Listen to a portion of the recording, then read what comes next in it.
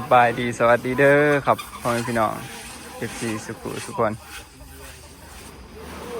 ตอนนี้กับบรรยากาศตอนค่ำเบียกงานเฮาเมื่อนี้ถือว่าได้เอาไปพาหนึ่งทุกคนถูกแล้วทั้งขางมากแล้วก็รู้สึกว่างานเนาะพานี่ฮะที่สาม คลิปที่สามจุดคำยังว่าทันเดียวอยู่ดีเลยเดี๋ยวอะไรนี่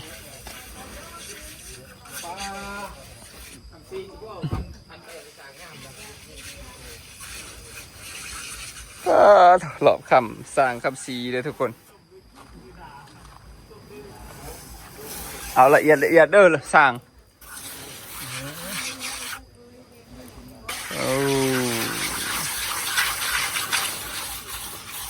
เป็ดหยอกแยกเนาะนี่เห็นอยู่ นี่โอ้ได้นอนอยู่ว่าสร้างเนี่ยนอนรับมันขึ้นยังให้บักซื้ออยู่จ้ะ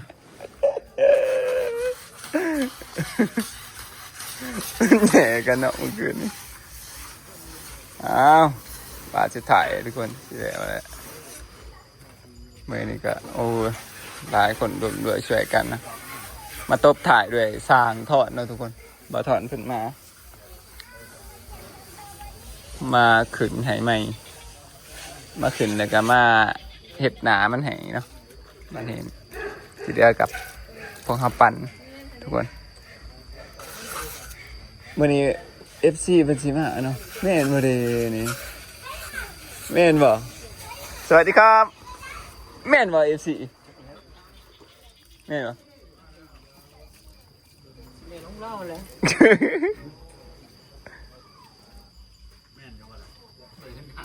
ชักมึงแล้วเลย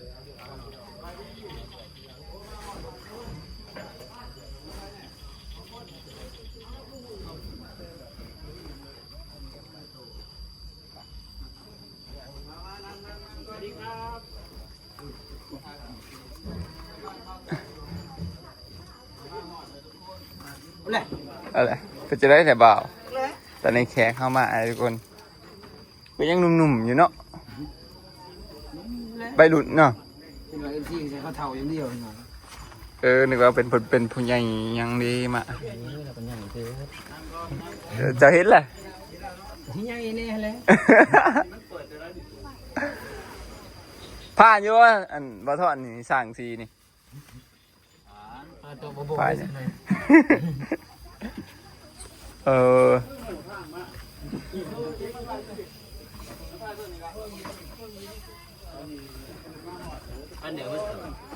ตอนนี้แขกฟังไทยมาไอ้ทุกคนเป็นก็คนลาวนี่กับปันน่ะ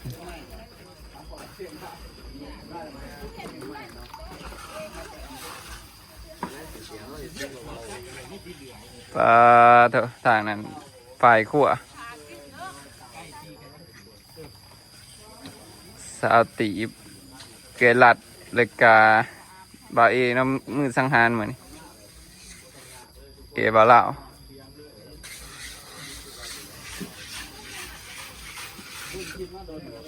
ยังถึงลุ่มเอามันเดวเลยด้วยไอซีทางนั้นยังไม่ทันเดวแล้วฮะเดลุ่มไปหันไปอีกแหงก็ปั้นเอาปูนในหันน่ะตอนมันเปียกเลยลงฟ้องเดี๋ยวมันนี่ไอซีงามขึ้นมาเด้พี่น้องให้เบิ่งทางนี้ก่อนว้าว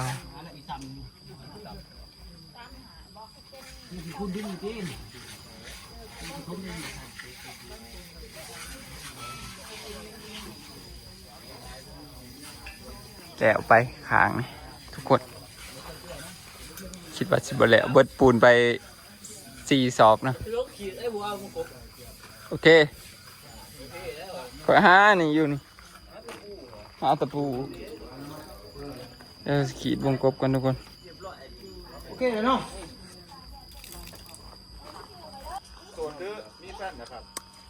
มาทุกคนมาเบิ่งหลานหนานะตอนนี้อีพอติดประตูเรียบร้อยติดประตูแล้วนะเนาะเอาประตูแล้วยังเดี๋ยวอันลูกบิดเนาะใส่ลูกบิดได้ก่อนเขาก็ยังทันสื่ออยู่ทุกคนเดี๋ยวสิไปสื่อได้ก่อนมาเลยนี่มื้อนี้อีแม่ว่าคันอยากนอนก็มานอนนี่ได้ทุกคนเพิ่นเอาอันผ้ายางมาปูให้นะกันปูนกันยังผงมาปูสาดนอนอย่างนี้ก็ได้นะ เอาปูนเอาสาดมาปูปากสาดซองพื้น นี่ จังปูอ่างจังโบยันกัน โอ้ยทำซียิงเนาะ FC มาหากับผู้เบาน้ำเพิ่น สบายดีนี่มันคือพูดเขาแล้วมาซะงานเพิ่นงานเมาเลยทำเมาเลยไล่วันด้วยนี่ของหมดมือค่อยแต่ผมของ พี่เอิญมาเนี่ยสบายดีครับสวัสดีครับ มิสเตอร์กล้องเด้อครับอยู่ นี่พี่อันมาเดไทยเนาะทุกคนมาเด่นน กล้องลาย ำพอกันนึกว่าคนพี่เพิ่นคือคนลาวนี่กับปานนั้น จะมีกีฬาหมู่ไอดอนหรือว่าหมู่เบาเอมา เออ ดิ้วเข้ามาดิ้วๆนะ โอ้ บรรยากาศอยู่ข้างในก็จะม่วนไป แขกมาหน้าครั้งแรกได้นี่ทุกคน พี่ชื่อหยังครับพี่ฟุกเนาะขี่มาเลยแบบมาจักทางได้จะได้วะ กีฬาหมู่เบาเอน่ะมี เบิ่งคลิปไลน์แมันบ่ครับ ตายแล้วก็เบิ่งคลิปไลฟ์ โอ้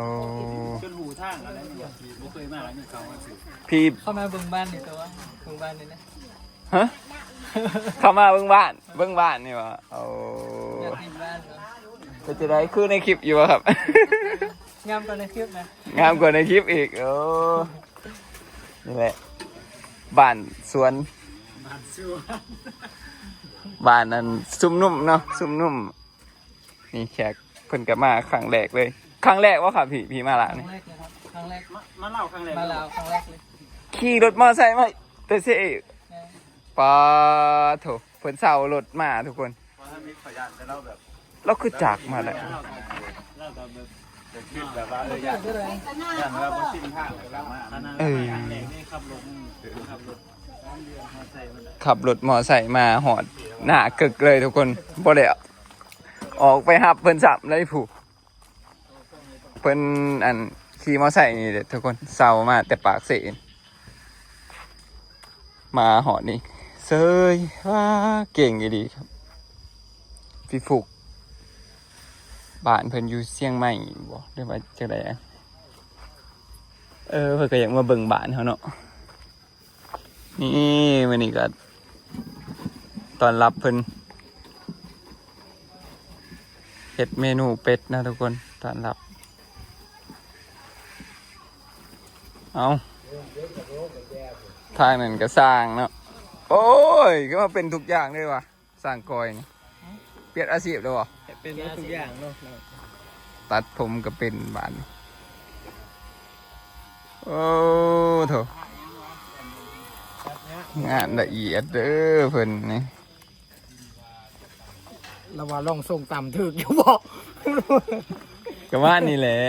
ประมาณนี้วะ ว้าวว้าว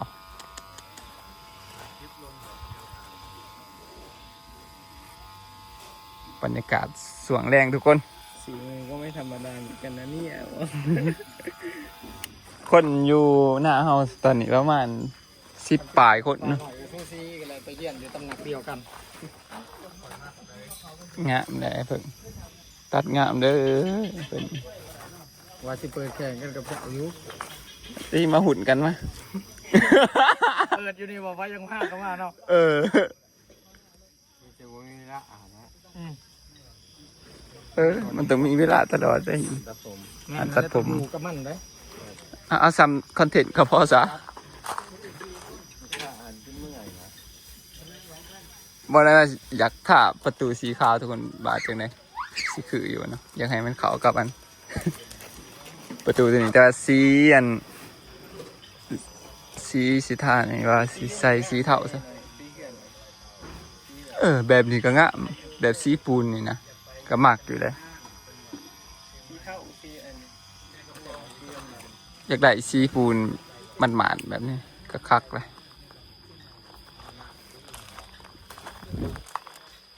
ปูนเขายังท่านเด่นสมอยู่ได้ตัวนี้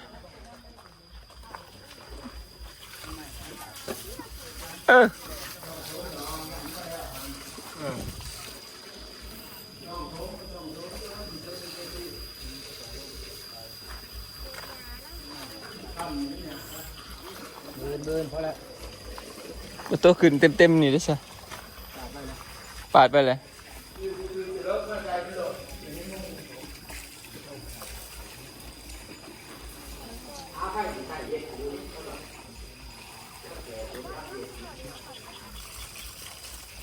งามเลยทุกคน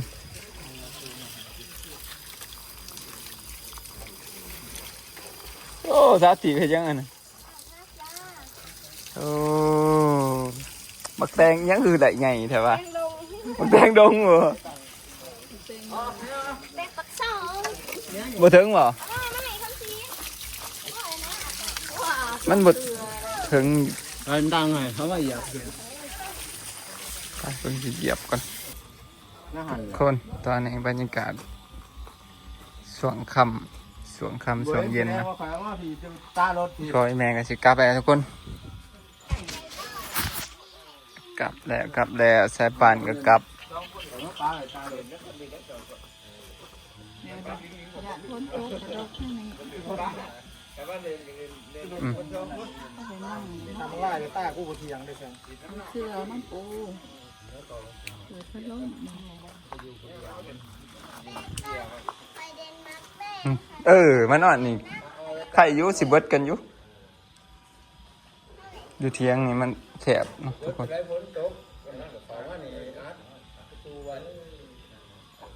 อีเมปูสาดไว้ให้เรียบร้อยทุกคน เขามานอนหันมันกระดาษมันแกงอัน ไหน นั้น แหละแม่มึงว่าร้านนึงเพิ่งต่อ ป้าต่อ ว่า คนกันเมื่อเนาะอื่นกับคนกันหน้าใหม่ลูกหลานเนอะ คนกันเมื่อก็ว่าได้มอลิงเห็นขอโทษอ่ะเมื่อเรื่องอย่างมาก ป้าว่าทางหลังหันอ่ะป้าว่านี่เปล่า มันจะซ่อนนุ่มก็ได้ยังมันจะดูดก็ดูดไม่ดิ อยู่ป่าร้ายจนผมเถาะ เอ้ย ให้คำแสงกันดิ กันไหนคอยดูดนัวนุ่มจะคอยดูดเขานุ่มไม้กูว่าไอ้แสงชอบนุ่มๆก็ได้แขกคนนี้อารมณ์น้ำพอนุ่ม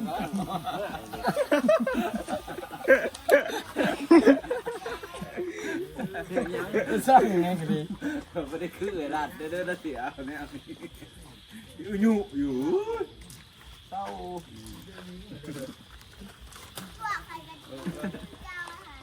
กูจะตัดเป็นหรือว่าโอ้ มืออื่นก็สีแดงทุกคนอย่างพาขางกับพาหลัง บดจงที่ทางในกิโล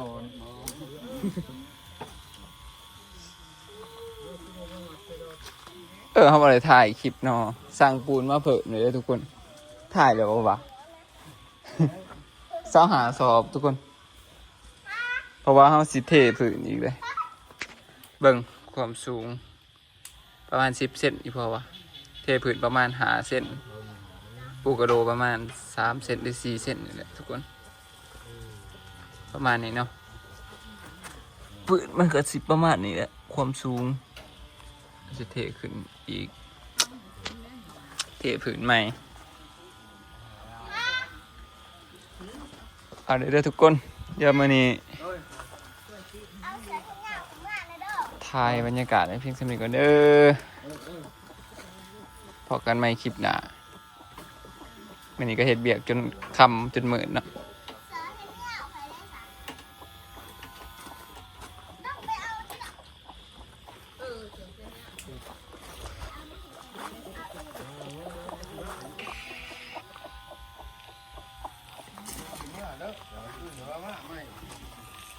เปลี่ยนสร้างเลยวันนี้จอกกับ กูสั่งมันเล็ดอันนี้วันเละ เปลี่ยนเป็นสร้างโกยป่านนี้โอ้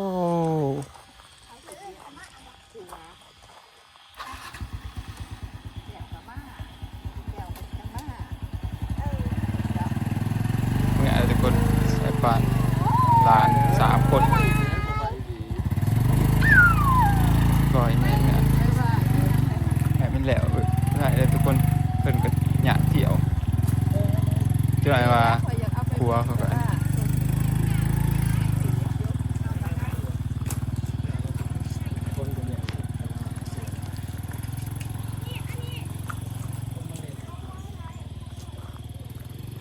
เหมือนแล้วนี่ทุกคนหมู่เทือนเฮาสวงแรงประมาณนี้เด้อเอาถ่ายเบิ่งก่อนนี่สวงแรงสวงเย็นวันนี้อยู่กันหลายคนเนาะ2 4 6ประมาณเกือบ10ประมาณนี้ทุกคนเห็นยังเสือสิงไข่งะมีดีเนาะก็จะเสียดตบเนี่ยเปลี่ยนแปลงเนาะสู่พี FC ที่มาเด็ดน้ำนะจะถ่ายให้เบิ่งทุกคนเดี๋ยวคลิปนี้เอาไว้ซ้ำนี้ก็เด้ออัปเดตให้เบิ่งซ้ำนี้ต่อกันใหม่คลิปหน้าพี่น้องขอกล่าวคำบาสบายดีเด้อบ๊ายบาย